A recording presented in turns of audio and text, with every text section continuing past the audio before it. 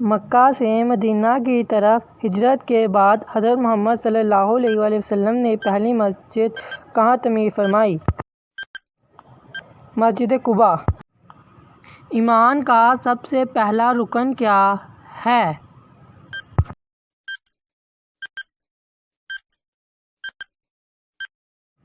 اللہ پر ایمان۔ حضرت محمد صلی اللہ علیہ وآلہ وسلم نے کس عمر میں نبوت کا اعلان فرمایا؟ 40 سال۔ اللہ تعالیٰ کی آخری کتاب قرآن مجید کس نبی پر نازل ہوئی؟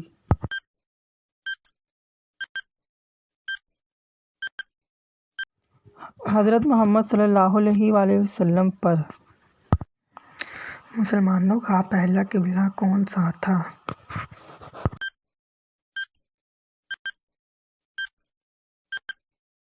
بیت المقدس، یروشلم۔